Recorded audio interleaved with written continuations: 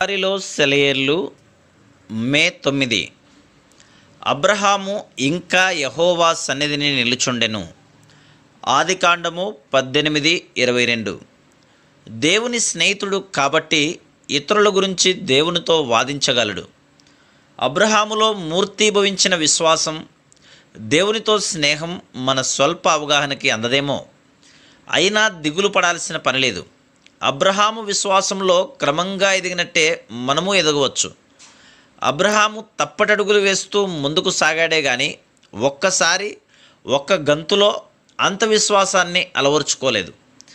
ఎవరి విశ్వాసమైతే పరీక్షలకు శోధనలకు గురవుతుందో, ఆ శోధనల్లో ఏ మనిషి అయితే విజయం సాధిస్తాడో ఆ మనిషికి అంతకన్నా కష్టతరమైన పరీక్షలు ఎదురవుతాయి.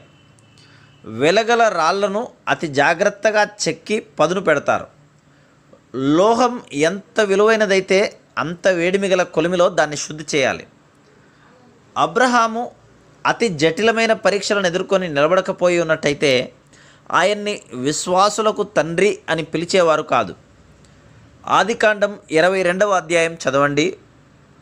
నీకు ఒక్కడై ఉన్న నీ కుమారుని అనగా నీవు ప్రేమించు ఇస్సాకును తీసుకొని మోరియా కొండల్లో శోకవదనంతో నమ్రతతో కొడుకు వంక బేలగా చూస్తూ ఎక్కిపోయే ఆ వృద్ధుణ్ణి ఓసారి ఊహించుకోండి. తాను నమ్మకంగా ప్రేమించి సేవిస్తూ వస్తున్న తన దేవుని ఆజ్ఞ మేరకు తన బంగారు కొండ తన కొడుకు తన ప్రక్కనే బలిగా చనిపోవడానికి నడుస్తూ వస్తుంటే ఆయనలో ఏ భావాలు చెలరేగాయో ఎవరికి తెలుసు? దేవుడు మన జీవితాల్లో జోక్యం కలగజేసుకుంటే విసుక్కునే మనకి ఇది ఎంత ఖచ్చితమైన గద్దింపో చూడండి. అబ్రహాము మోరియా కొండ ఎక్కుతున్న దృశ్యం గురించి తేలికగా అనుమానాస్పదంగా వచ్చే వ్యాఖ్యానాలను ప్రక్కకి నెట్టండి. యుగాల వరకు మనుషులంతా పాఠం నేర్చుకోవలసిన మహత్తరమైన దృశ్యం అది. దేవదూతలు అప్రతిభులై చూశారా దృశ్యాన్ని? ఈ వృద్ధుని విశ్వాసమే ప్రపంచమంతటా ఉన్న జనుల విశ్వాసానికి ప్రతీకగా ప్రాకారంగా నిలిచిపోవాలి. తొట్టుపడని విశ్వాసం ఎప్పుడూ దేవుని విశ్వాస్యతని రుజువు చేస్తుందన్న సత్యం ఈ సంఘటన ద్వారా స్థిరపడాలి. అంటే మనలో విశ్వాసం ఉంటే దేవుడు ఎప్పుడూ దాన్ని వమ్ము చేయడు.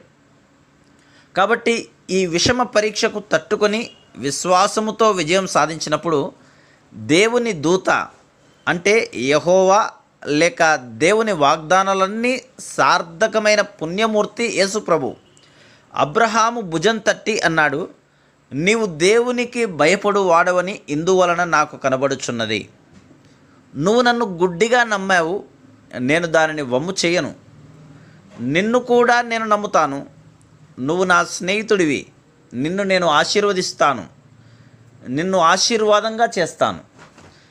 అన్ని కాలాల్లోనూ ఈ కథ ఇంతే. ఇక ఎప్పటికీ ఈ వైనం మారదు.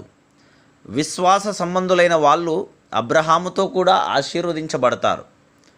దేవునికి స్నేహితుడిగా ఉండడం అన్నది మామూలు విషయం కాదు.